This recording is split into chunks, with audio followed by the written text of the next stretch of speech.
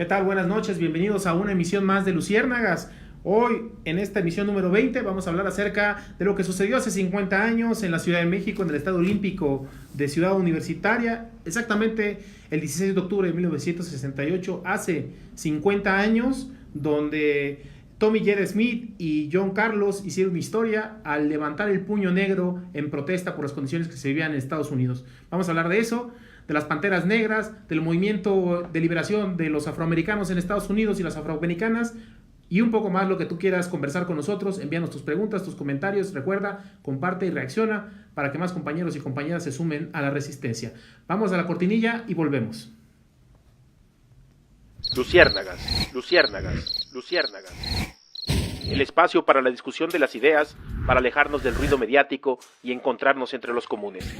Si estás cansada de la desinformación, aquí tienes un espacio cada semana.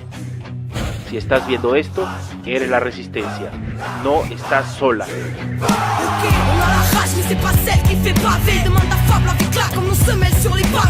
La rage de voir nos putains de travées, de vivre en travers, la rage cravée depuis bien loin en arrière, la rage d'avoir grandi trop vite. Quand des adultes te volent ton enfance, pas imagine un mur et un bolide, la rage, car impossible et cette paix d'en voulu, la rage de voir autant de CRS armés dans nos rues.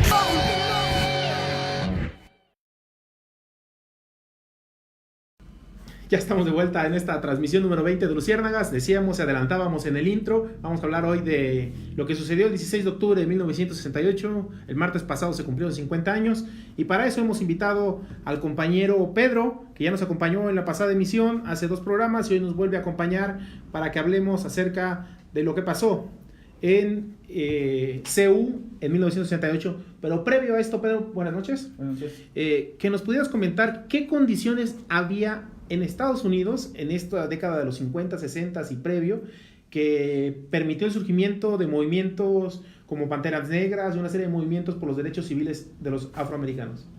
¿Qué tal? Buenas noches. Buenas noches. Buenas noches a todo el auditorio que nos está siguiendo. Gracias por seguirnos. Pues sí, Moc, tenemos, para hablar un poco de Estados Unidos, tenemos que remontarnos a su historia, ¿no? Es necesario saber que antes de, durante la historia en Estados Unidos el esclavismo fue legal. Fue hasta la guerra civil encabezada por Abraham Lincoln que el racismo se abolió la esclavitud en Estados Unidos, mas esto no logró impedir que los negros tuvieran, o los afrodescendientes tuvieran el mismo estatus social que la gente güera o caucásica. Uh-huh. Esto hace que estamos hablando a finales de 1880, desde 1880 hasta 1960, los afrodescendientes no tengan los mismos derechos que aunque constitutivamente sí los tenían, pero aún así había demasiada violencia hacia ellos, todavía se les veía como menos. Es hasta que un día una señora muy valiente llamada Rosa Parker decide sentarse en el asiento de enfrente de un camión. Antes los negros en Estados Unidos tenían prohibido hacerlo, tenían prohibido ir en los asientos para blancos. Ella no le importó y se subió. A partir de ahí se empezaron a manifestar en todo Estados Unidos personas en contra de la segregación racial. Entre ellos pues tenemos a Martin Luther King, tenemos a Malcolm X, tenemos a las mismas Panteras Negras. Pero para hablar de esto también es necesario decir que en el mundo se vivía en el contexto internacional mundial, se vivía una era de revoluciones. Tenemos que 10 años antes del 68, más de 50 países se independizan, entre ellos Cuba, siendo una inspiración para todos los jóvenes del mundo. Al igual que todos los países independizados, el 68, como ya lo mencionamos hace 2 programas, fue un año muy convulso, ¿no? Hubo movimientos sociales en Estados Unidos, hubo movimiento social en México, donde fueron masacrados los estudiantes, hubo un movimiento social en Praga, en París, en España y en varias partes más. Estaba la guerra de Vietnam en todo su apogeo. En esos momentos los jóvenes negros se preguntaban: ¿yo por qué tengo que ir a pelear a Vietnam? ¿Qué es mejor pelear aquí en Los Ángeles o en Oakland por mis derechos que ir a pelear a un país con gente que no me está haciendo nada a mí? Más o menos es como el contexto internacional y nacional de Estados Unidos. Muy bien, Pedro. Quien quiera hacer sus preguntas, comentarios, ya está saludando Rafael. Rafael, ¿cómo estás? Buenas noches. vamos a lo que queremos conmemorar esta noche, el pretexto que nos reúne a conversar, que es lo que pasó el 16 de octubre de 1968. 3 personajes en un podio de premiación, Tom el Jet Smith, John Carlos y Peter Norman. ¿Por qué menciono a Peter Norman, que era el blanco del cuadro? Porque nos vas a contar una anécdota de que él se solidarizó con ellos, de qué manera. Platícanos qué pasó en ese podio y quiénes eran ellos. Bueno, como sabemos, las Olimpiadas, los Juegos Olímpicos se dividen en 2. La primera semana es la natación y la segunda semana es el atletismo. Durante el atletismo, una de las pruebas que más llaman la atención son los 200 metros planos, porque acá se define el hombre más rápido del mundo. No es en los 100 metros planos como mucha gente piensa, sino en los 200 metros planos es donde se define al hombre más rápido del mundo. Se llega a México 68, 10 días después de la matanza de Tlatelolco. En esta carrera compite, como ya lo dijiste, Mo, compite Smith y Carlos. Pero ellos dos eran los favoritos para ganar la carrera. Sí tuvieron algunos problemas para llegar a la final. Tommy Smith se esguinzó el pie, por lo cual no iba a poder participar, pero hizo un esfuerzo y lo hizo. Y John Carlos iba a ser descalificado por salirse de su carril en una carrera previa, pero el juez no se dio cuenta, por lo cual pudo continuar. El que dio la sorpresa en este día fue Peter Norman, pues él, al ser 20 centímetros más bajo que ellos dos, tenía que dar zancada y media por una zancada que daban ellos. Pero nadie se esperaba que el que iba en sexto lugar llegara en segundo lugar, ganándole a John Carlos. Al momento de que se entregan las medallas de premiación, ambos atletas, tanto John Smith como John Carlos, traen pines o traen colijes del programa olímpico por los derechos civiles, los cuales reivindicaban, estaban en contra de la segregación racial. Al momento de que los ve Peter Norman con este distintivo, les dice qué onda, de qué se trata ese distintivo, ¿no? Y ya les dicen de qué se trata. Y Peter Norman era un australiano que venía de una familia de los salvos. Los salvos son los ejércitos de salvación que trabajan con los aborígenes para convertirlos y darles como ese occidentalismo, ¿no? Cristiano. Le comentan de qué se trata esta insignia y Peter Norman dice que está de acuerdo, y él menciona una frase que es memorable, ¿no? Él dice: creo que todo hombre tiene derecho a beber la misma agua, creo en lo que ustedes creen. Peter Norman ha sido muy segregado de la historia de este acontecimiento.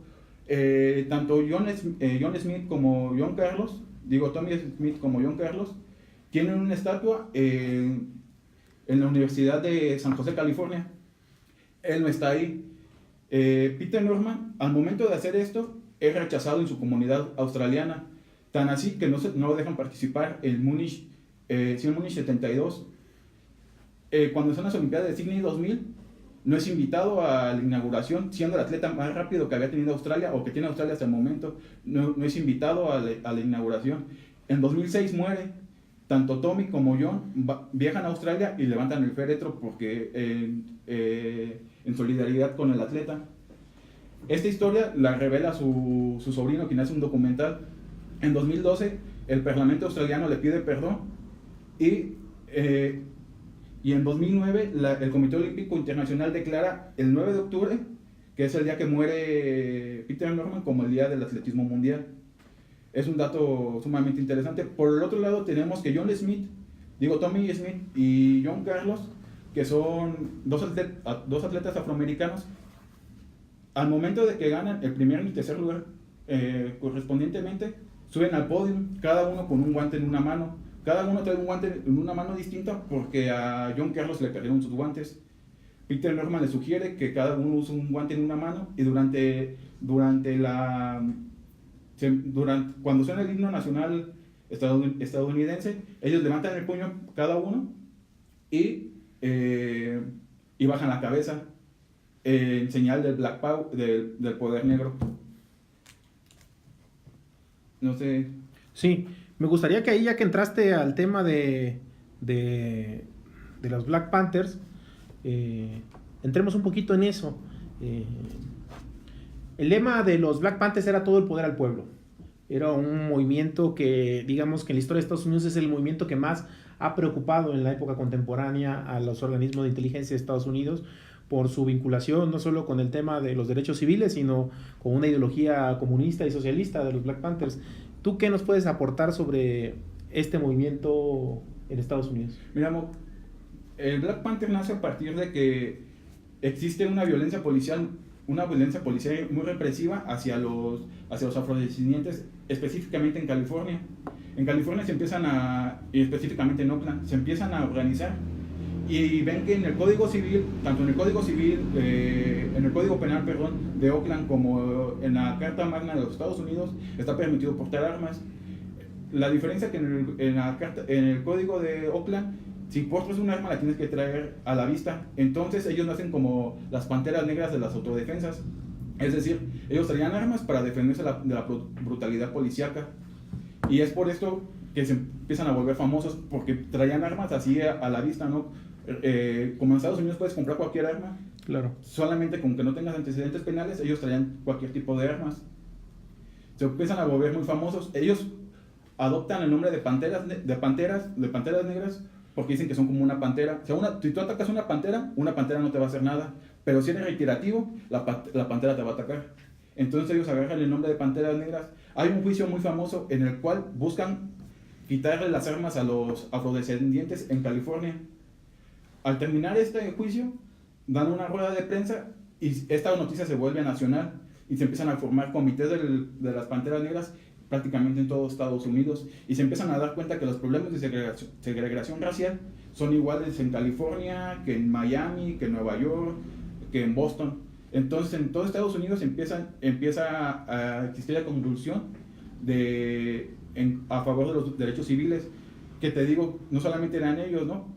También estaba Malcolm X, también estaba Martin Luther King, pero la gran diferencia de esos tres movimientos es que las Panteras Negras sí era un movimiento completamente anticapitalista, uh-huh, y por ende era un movimiento socialista con muchas miras hacia el maoísmo. Hay una anécdota de Fidel Castro que decía que el enemigo de mi enemigo es mi amigo, y los Panteras Negras tuvieron mucho apoyo del pueblo cubano, uh-huh, y viceversa. Bien, en este sentido, me gustaría que, ya para finalizar, están todos aquí comentando, gracias a todos los que se han conectado a esta transmisión de Luciérnagas. Mario, saludos. Yeriel Ayol, saludos. Gracias a todos los que ya están comentando y compartiendo. Me gustaría llegar a la conclusión, para ya cerrar esta emisión 20 de Luciérnagas, que nos compartas algunos puntos del programa de Panteras Negras, del Panteras Negras Party. ¿Qué pedían? ¿Qué planteaban? Entiendo que tenían un programa de 10 puntos. ¿Qué puntos podía resaltar? Bueno, en octubre de 1966, hace 52 años, se creó la plataforma y el programa. Se llamó Lo que queremos y lo que creemos, en el cual, como lo dijiste, son 10 puntos, los cuales los leeré, que son los siguientes. El punto número 1 es: queremos libertad, queremos el poder para determinar el destino de nuestras comunidades negras y oprimidas. El 2, queremos empleo total para nuestro pueblo.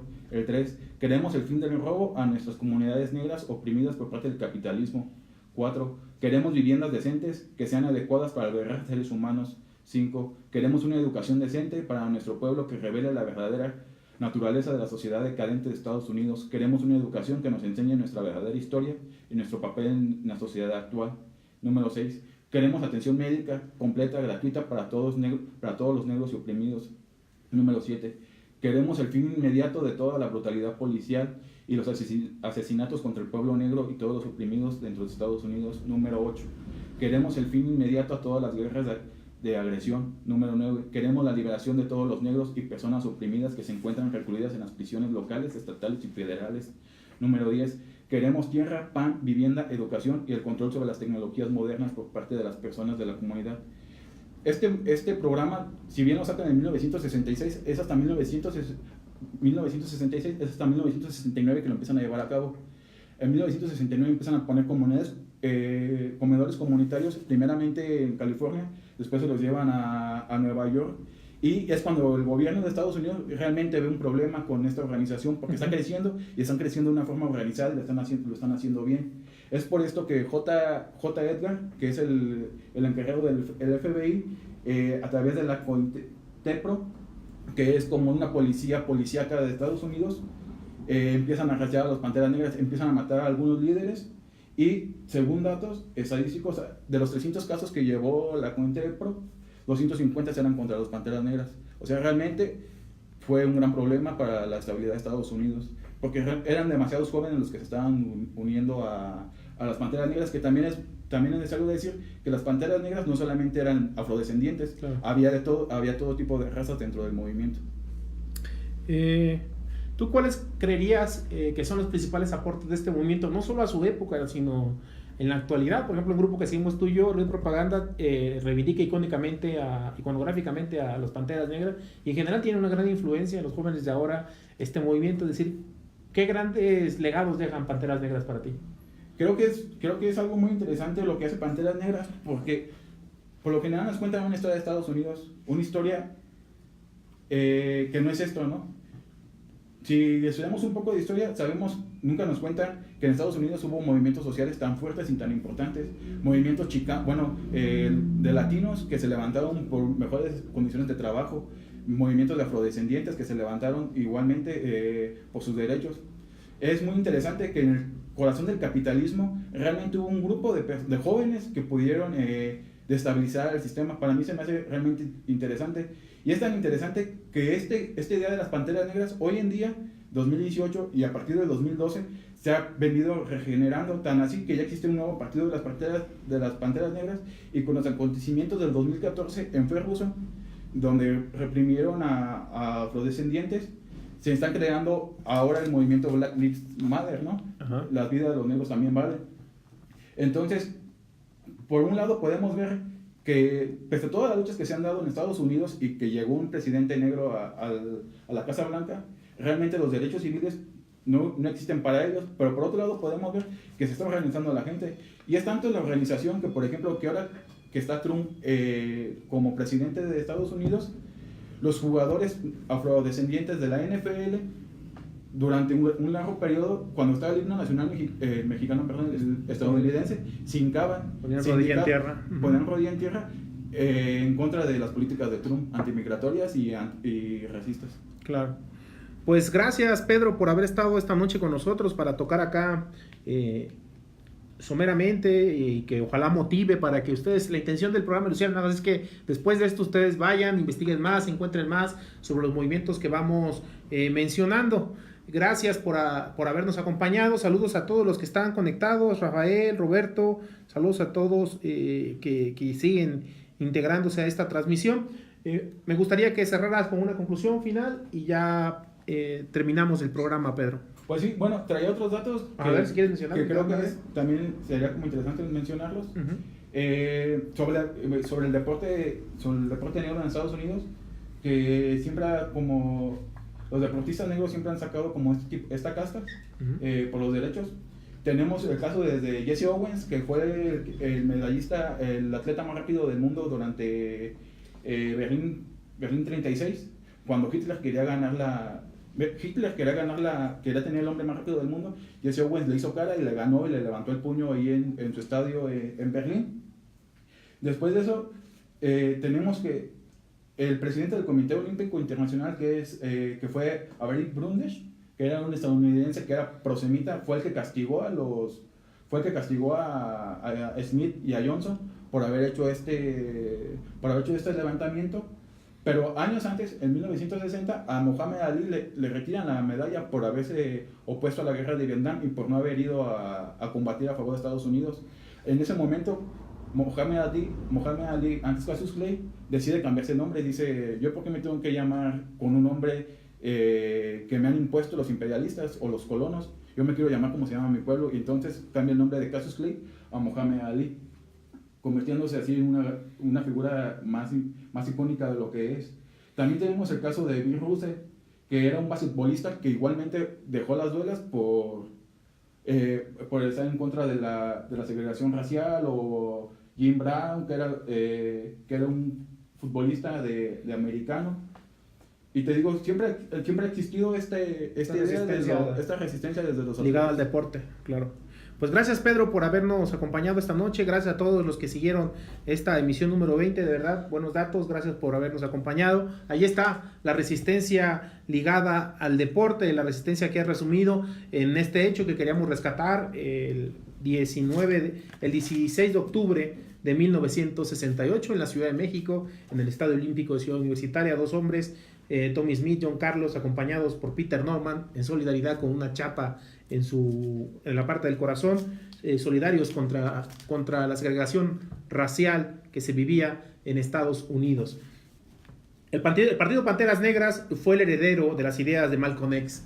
Malcolm X, quien se reunió con Fidel Castro, quien estuvo en una cercanía con el movimiento revolucionario cubano, y surgió tras su muerte este movimiento del partido Panteras Negras, con un programa muy avanzado a su época, con 10 puntos que ha tocado ya Pedro de manera sucinta y que ojalá puedan investigar y leer a profundidad, porque vienen desarrollados esos 10 puntos.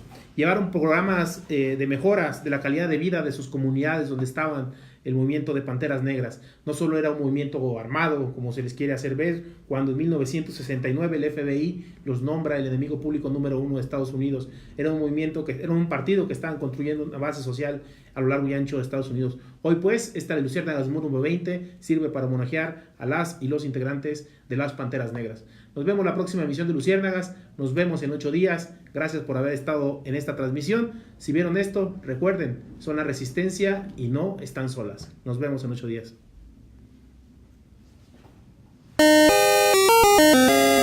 Luciérnagas, luciérnagas, luciérnagas.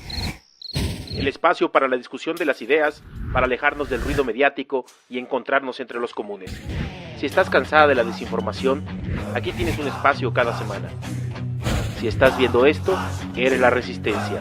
No estás sola. Ok, on a la rage, mais c'est pas celle qui fait baver. Demande à Fab, la vie claque comme nos semelles sur les pavés. La rage de voir nos putains de travées, de vivre en travers. La rage cravée, puis bien loin en arrière. La rage d'avoir grandi trop vite. Quand des adultes volent ton enfance, pas imagine un mur et un bolide. La rage, car impossible, et cette paix t'en voulu. La rage de voir autant de CRS armés dans nos rues.